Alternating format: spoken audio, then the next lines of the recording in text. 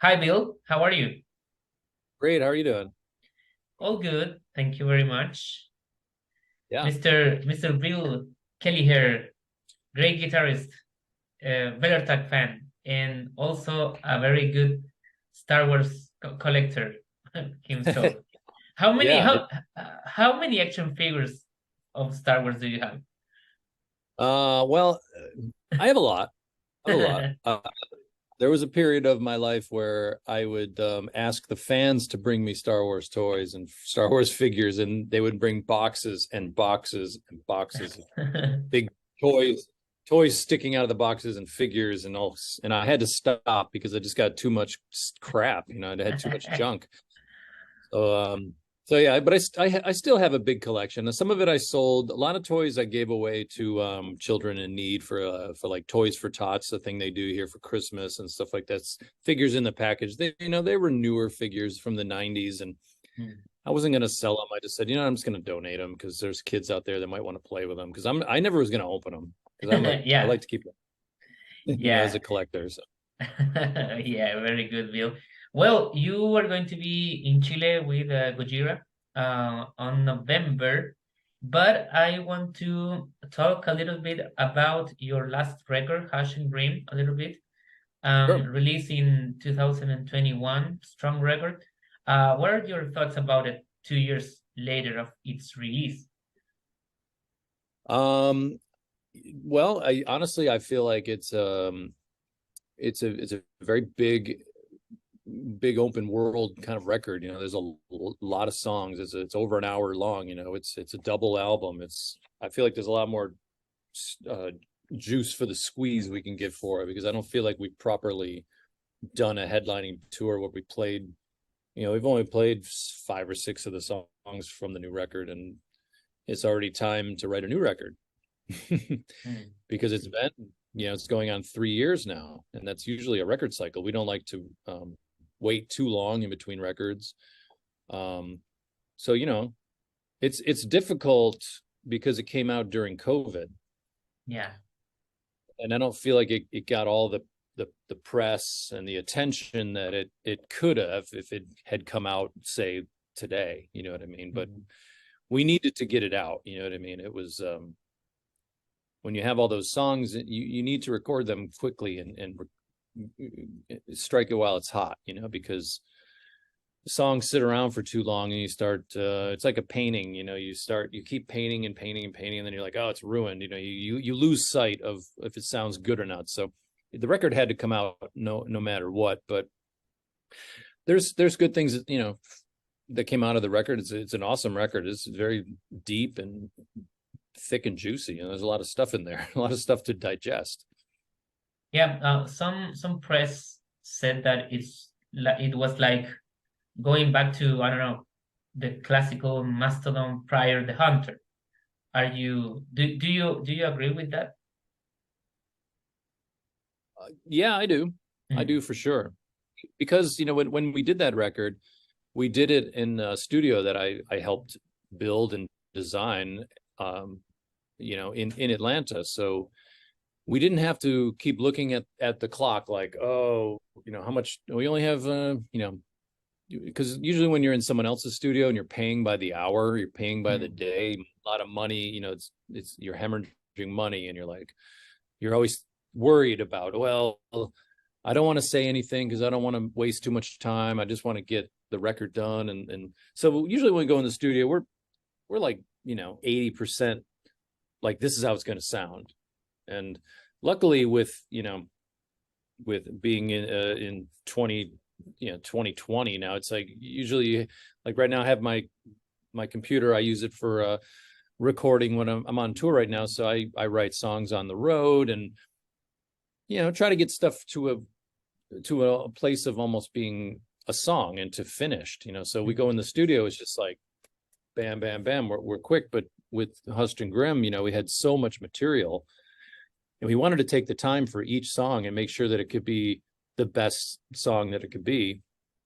And being our studio, it was a lot less pressure to do that, because we said, let's just take our time.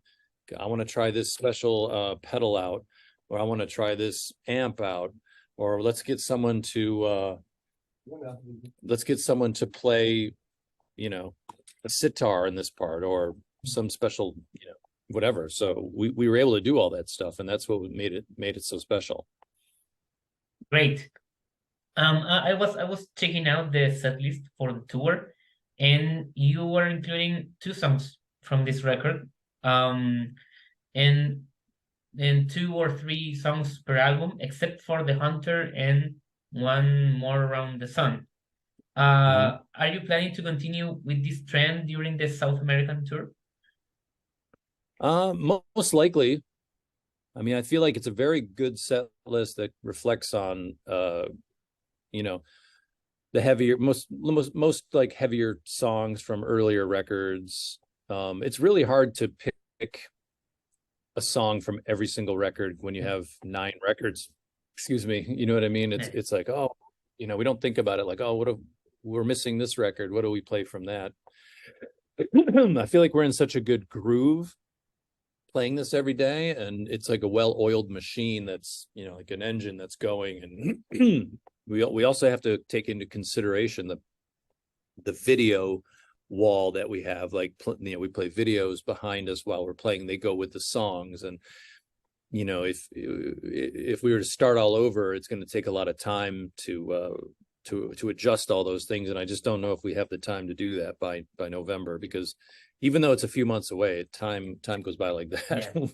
Yeah. Get off the road before we know it, we'll be in your country. Yeah. So let's talk about the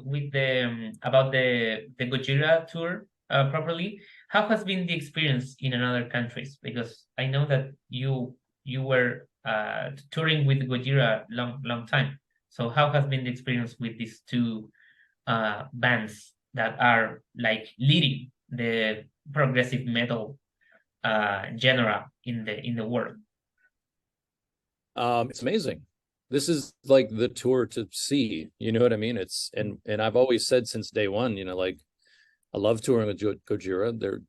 They used to, you know, they used to be a much smaller band, and then they work really, really hard. They write great songs. They put on a really great stage show with the lights and all the things that they're, you know, all the accoutrements that come with the show, with the fire and the smoke and the lights. Everything is amazing. It's so heavy, and it's like putting you into a trance, you know, like, it's just beating you over the head with the heaviness, and it's so great. So, you know, and we do our thing. We try to do that too. We're not quite as heavy in the same way as they are, but it's a very good mixture. We're all very close friends with the bands, and all the guys in the bands, and everyone gets along really well. And it's a great tour. Like I said, it's very smooth, and it's like a well-oiled machine that's firing on all 6 cylinders. And it's the fans love it. You know, they're the people that come to see Mastodon love Gojira, and the people that come to see Gojira love Mastodon too. And it's rarely are there people that have never heard of either band. I mean, you know what I mean? Like, if someone's only a Mastodon fan, I'm pretty sure that Gojira is on their radar somewhere, and vice versa. So it's been great. Every single night's awesome. I mean, I want to take it all over the world and do it. And, you know, coming to South America is the next step. So that's what we're doing, you know. Yeah, you have been in Chile twice with Mastodon. First on Maquinaria Festival 2012. I saw you there, and then on 2015 presenting once more around Sun. Do you have any special memories related to these visits to Chile? I'm trying to remember. I don't think we got enough time to really spend in the cities, you know. I think the festival was kind of outside the city, wasn't it? Yeah, it was I think I like walked around 20 minutes. 20 minutes San- from the city, something else, something like that. Yeah. Santiago, right? Yeah, Santiago. Yeah. I remember just walking around in the city one day, I think before maybe the next day before we had off or something, and just enjoying some good food. And I believe my wife came with me, and yeah, she's fluent in Spanish, which was great. So we didn't have any problems going to restaurants and ordering good food like that. Great. So just meeting some cool people. And I think the Tom Araya, the Araya family is from there, aren't they? Yeah, yeah, they are from here in Viña, which is like in the coast, like Yeah, 1 hour and a half from Santiago. Yes, yeah, they are yeah, very from cool. here. Yeah, very cool. And well, that's why Chileans have this special relationship with Slayer and all the stuff. That's amazing. Yeah. So I'm very much looking forward to coming back. I've made a new friend who he does Zoom lessons with me, and he's from Santiago. So I'm going to meet up with him in person, and he's got lots of places he wants to take me, and I'm sure show me some good food and whatever. So I'm looking forward to it. Yeah, Fun. you're going to have a very good time. So I'm pretty sure about that. Okay, I so believe. Bill, last few questions. Last year, Remission celebrated 20 years. Next year, Leviathan will be celebrating 20 years too. So what do you think about these two important records for Mastodon 20 years later? Well, I'm really glad that you know, a record like Remission can still hold up today, 20 years, 20 some years later, because that was our, you know, we were just very young guys getting together for the first time. I mean, we did a record before that, the Call of the Mastodon, which Mm. was basically, it came out after Remission, but the songs were the first thing that people heard on the Life's Blood EP. And that was just kind of a, you know, it's such a long time ago. And when we were writing those songs, you know, it's just funny because a lot of people, you know, when they hear, they're like, "Oh, we love Remission, and everything after that is no good." And I'm like, "What are you talking about? Like we don't even know, we barely knew what we were doing when we got together and we did Remission." So, you know, when I put on Remission now, 22 years later, whatever, it's amazing. It's like, wow, still sounds really awesome. You know, there's probably different things I would do if we re-recorded it today. It'd be a little bit different, but the fact that and especially Leviathan is like the most popular record, you know, and that was 2004. And once we still, you know, once we did the you know, chasing the white whale and the whole story and the concept, we started it got us into the concept. So we were you know, very thankful for that it's still going strong. And you know, that record still sells the most. They're still repressing the vinyl, and you know, we sell those at our merch table all day long, and people love it. They just Yeah, can't get enough. We play Blood and Thunder. That song Blood and Thunder has brought us here, you know what I mean? It's such a gateway song to Mastodon. So I'm very thankful that we're one of those bands where we're still playing those songs, yeah, and it's just got a lot of use, you know, got a lot of miles out of it. yeah. And I think that the big importance is that uh you make that concept albums, you give it importance today to concept albums, which weren't, I think, weren't the common thing at the beginning of 2000s. So you brought, like in that documentary from Sam Dan, metal. I don't remember the name, but in a documentary which was talking about the progressive metal and things like that, uh, it was said that Metal evolution. metal evolution, yeah, that was it. And then you brought up many progressive and things like that to the 2000s, where that kind of music wasn't the common thing. Now everybody Yeah, is I feel doing things like that. well, I feel like we were one of the first pioneers maybe to you know, make metal a little more Yeah. intelligente, you know what I mean? It's like, Yeah. so it wasn't just fucking, oh, we're a bunch of cavemen. We are cavemen, but you know what I mean? It's much more than that. It's more intelligent. So, you know, that's kind of what we tried to do. And people ate it up. They loved it. It kind of changed our audience from just your basic kind of metalhead that was into Blotchy. Slayer, Metallica. They're like, there's people, oh, they're telling a story. There's great artwork with it and visuals, and when you have great lyrics and it tells a story, it just draws more people in, and it's more dimensional than just one dimension of sound. You know, it's the visual, the thinking of the story, the storytelling, all that stuff, and we've just grown. Those records just helped us sink our teeth into it at first, and now we're evolving as a band for the past since those records, and it's just getting bigger and better every day, and the crowds prove it. Yeah, and I think that one of the other things that was very important about those records is that many young people, as me, for example, discovered King Crimson, Genesis, and many other classical bands because of, I don't know, Crack the Sky or The Hunter, in which you play with synthesizers and things like that.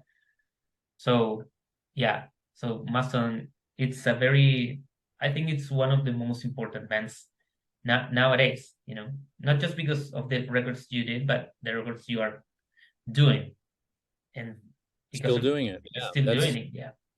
we're trying to stay relevant. Yeah, Yeah. yeah, of course. And any plans for the future new record? You mentioned that maybe rest before entering in the studio again. I don't know. What are the plans for Mastodon when this tour ends? Yeah, I'm very much looking forward to writing new songs because it's been a few years, and I like to keep things fresh. I like to play as much as I can. I mean, I have my little studio set up right here in front of my computer. So as soon as I'm done with you, I'm going to go back to playing guitar and keep working on the new record, recording riffs and ideas, so that hopefully by next year we can have something, an EP or some new music come out. You know, I'm kind of more into putting out EPs, and you know, instead of saving all those songs for years until you have a record and then put the record out. It's kind of old fashioned, you know what I mean? I want to keep with the times, and we just signed with a new record label called Loma Vista, and looking forward to working with them and what they have to offer Mastodon and what we can offer them as far as you know, a new breath of fresh air with new music and new ideas and new concepts and art, and a whole new direction of people working with us. So you know, a lot of stuff to get into by the end of the year and early next year. Yeah, of course. We're just going to try to stay busy, you know, we're not getting any younger, as they say. So Yeah. All right, Bill. Thank you very much for this interview. It was a pleasure talking to you, and see you there in the concert. excellent. I will Yeah, be writing about the concert, so we'll see you there. excellent. Looking forward to it. Take care now. Thank you very much. Bye bye. Bye.